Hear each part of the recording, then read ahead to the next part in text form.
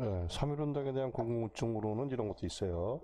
어떻게 천도교와 기독교가 힘을 합쳤을까? 그 민족대표 33인의 구성을 보면은 가장 많은 게 기독교였어요. 16명으로. 그리고 천도교가 15명이었고, 그리고 불교에는 한영원 선생 등 2명이 참가하죠. 천도교와 기독교가 양대 세력인데, 근데 이런 생각도 들어요. 천도교는 그 전신이 동학이잖아요. 동학이라는 거는 그 장명 자체가 서학, 즉 뭐 천주교, 기독교 이게 이제 서쪽에서 온 종교니까 그거에 맞서는 의미로 동학이라고 이름을 지은 건데 동학과 서학, 천도교와 기독교가 3.1운동 때 만나서 민족대표 33인 중에 거의 절반씩을 차지했다 하는 면에서 좀 이해가 안 되는 측면도 있죠. 워낙에 서로 성격이 다르기 때문에. 근데 이 함석화 선생의 책을 보면은 그 의문이 풀려요. 이 책은 함석화 선생의 전 저작집이 있어요. 30권짜리입니다. 13권에 보면은 내가 지나봤던 3.1운동 해서 89년, 1989년 3.1운동 70주년을 맞아서 강연을 한 것을 초록한 내용, 옮겨 적은 그런 내용이에요. 기독교 목사들이 대부분 민족 대표로 나서기를 반대해가지고 그 애로사항에 빠졌었는데 남강 이승훈 선생이 참여함으로써 본격적으로 진용을 갖추게 된 거죠. 기독교계가 참여했다는 건 이런 의미도 있어요. 당시 상당히 많은 학교가 기독교계 학교였거든요. 선교사들이세요, 미션 스쿨들이 있었잖아요. 근데 그 미션 스쿨들이 상당히 민족주의적 성향이 있었어요. 왜냐면 이런 거죠. 일본이 조선에서 뭐든지 마음대로 할 수 있는데 딱 하나 마음대로 할 수 없는 게 사실은 선교사를 마음대로 못했어요. 왜냐면 선교사의 백그라운드는 서구 열강들이 있기 때문에 미국과 유럽의 강한 나라들이 있기 때문에 선교사들을 잘못 건드리거나 하면은 이 사람들이 본국의 문제를 삼아가지고 그 일본을 괴롭힐 수가 있거든요. 그래서 기독교는 사실은 뭐 반일적이라고 할 수는 없지만 서로 그냥 모른 척하는 상태. 총독부 경찰들도 기독교라면은 그냥 접고 넘어가는 어쩔 수 없이 조선 사람 똑같은 짓을 했어도 조선 사람이 했으면 치도권을 냈겠지만 선교사들 뭐 미션 스쿨 이런 데서 했으면 넘어가는 그런 성격이었기 때문에 미션계 스쿨이 참여하지 않았으면 즉 기독교가 참가하지 않았으면 3.1운동은 우리가 지금 아는 그런 모양이 되지 않았을 것인데 그 기독교의 참석을 가능하게 했던 게 바로 남강 이승훈 선생의 업적이었다 하는 게 그 함석헌 선생의 이 강연에서 나옵니다. 잘 알려진 사실이지만 3.1운동에 앞서서 2월 8일 날 도쿄에서 그 이광수 등 도쿄 유학생들의 28 독립선언이 있었어요. 그 소식이 송계백이라는 사람을 통해서 조선에 알려져요. 송계백이라는 사람이 모자 속에 그 28 독립선언서를 숨겨서 갖고 들어와가지고는 당시 중앙학교 교장, 현재 중앙고등학교죠. 거기 교장 현상윤 선생한테 그걸 드렸대요. 그래서 도쿄에서 이렇게 했으니까 국내에서도 해야 된다. 이렇게 얘기하니까 현 교장이 이걸 어떻게 할 수가 자기 혼자 힘으로 안 될 것 같으니까 최남선 씨를 만난 거예요. 정치 문제는 최린이라는 사람이 있어요. 또그 33인 중에 한 분이죠. 나중에 물론 그 친일을 합니다만은 최린한테 의논을 해요. 그러니까 최린은 그 당시 천도교가 운영하는 학교의 교장을 하고 그랬어요. 그러니까 이제 최린 씨가 손병희한테 가서 얘기를 하니까 손병희가 오케이 한 거예요. 손병희 교주가. 해야 되는데 천도교는 그때 교세가 상당했대요. 그래서 천도교가 오케이 이제 교주가 오케이를 했으니까 여기서는 문제가 없는 거예요. 그래서 천도교에서 그 당시 뭐 거사 자금도 되고 그랬다는 거예요. 민족 대표들을 다 동참시키자 독립선언하는데 특히 뭐 윤치호 씨 같은 윤치호 씨한테도 가서 동참을 하라고 그러니까 윤치호 씨는 안 한다고 그래요. 이 안 하는 이유는 윤치호 씨의 그 일기에 보면 자세히 나와 있습니다. 기독교 쪽 다른 민족 대표들의 동의를 얻을 수가 없는 거예요. 특히 저 기독교 쪽에 또 기독교에서 동참을 해야지만 3.1 독립선언이 추구하는 목표를 거둘 수가 있죠. 3.1 독립선언은 전에도 말씀드렸지만 미국의 윌슨 대통령의 민족자결주의, 그리고 곧 열릴 예정인 파리 강화회의에 조선 사람들은 독립을 원한다, 조선 사람들이 원해서 일본의 식민지가 되어 있는 게 절대로 아니다라는 걸 알려야 되는데, 그러면 외국과 연관을 갖고 있는 선교사들, 기독교 세력이 참가 안 하면 말이 안 되는 거죠. 그래서 최남선 씨가 어떻게 결정을 했냐면은, 이래가지고는 안 되겠다. 이래가지고는 안 되겠다. 그래서 평안도에 가서 남광 이승훈 선생을 모셔오지 않으면 안 된다 했다는 거예요. 자, 여기 평안도 가서 남광 이승훈 선생을 모셔야 된다 하는 건 뭐냐면은, 평안도는 배반의 동네였어요. 배반의 동네. 그래서 이조 한 500년 동안 평안도 사람들은 과거를 치르지도 못하게 했대요. 과거에 응시할 필요가 없는 거예요. 절대로 안 뽑을 거니까. 이 함석헌 선생의 연설에도 나옵니다. 평안도 사람들은 사람 이하였다.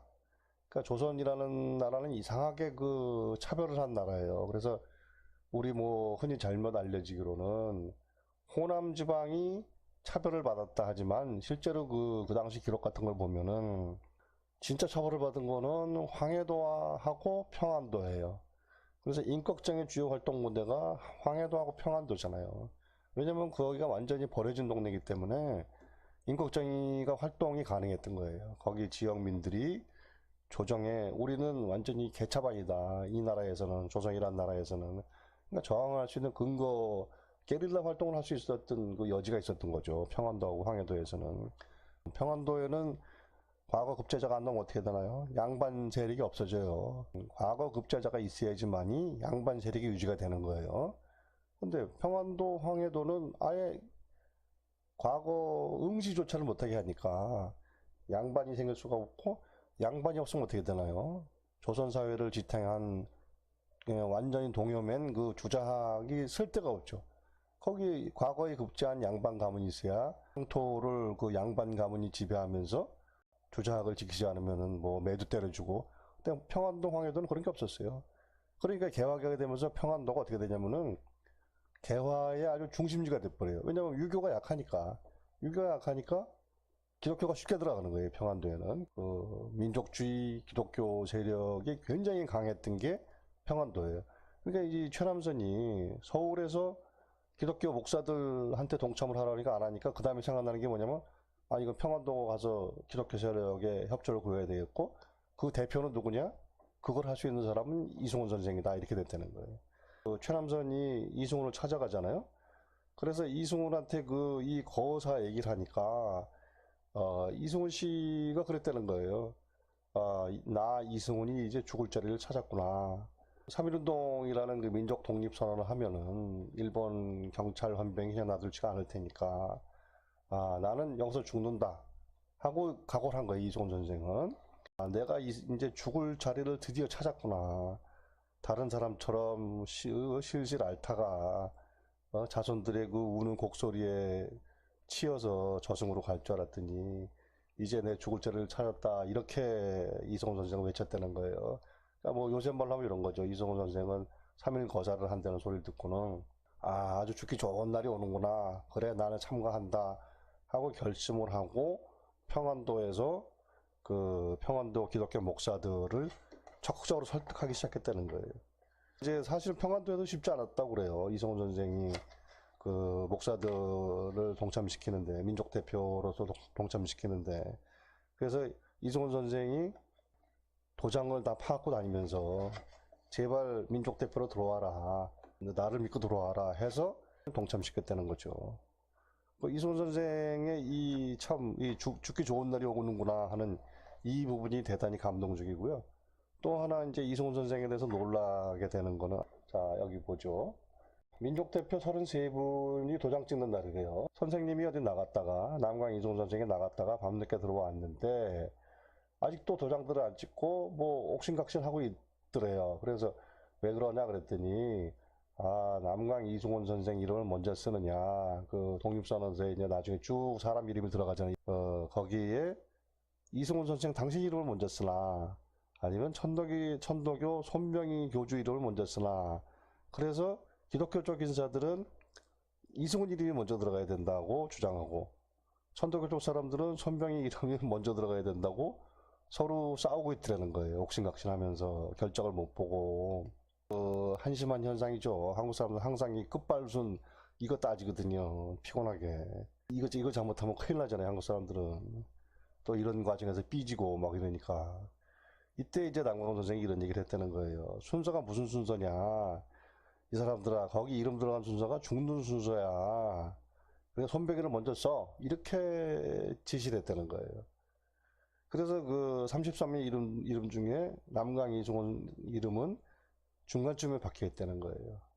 그런 생각을 안 하시는 분이니까. 여기서도 알 수가 있죠. 남강 선생이 그 3일 거절하자는 소리를 듣고, 아, 죽기 좋은 날이 오는구나. 그렇게 쾌재를 불렀고, 그러면서 또 이 명단 작성 과정에서도 뭐 천도교 손병희가 먼저냐, 기독교 쪽에 다수를 끌고 온 동참시킨 남강 이승원 선생이 먼저냐 할 때, 그런 게 뭐가 중요하느냐. 우리 지금 죽으러 가는데 뭐 그게 뭐가 중요하냐. 손병희 선생을 먼저 써라. 이렇게 했다는 거예요. 얘기해서 민족대표 33명에 대해서 참 실망하게 되는 측면도 있는데요. 남강 이승원 선생 같은 분이 있어가지고, 이 기독교계를 동참시킴으로써 3.1 거사를 전국적인 규모로 확장시킬 수 있었고, 좋은 일화를 남겨줌으로써 저희를 감동하게 한다는 측면이 있다는 것을 말씀드려 봅니다.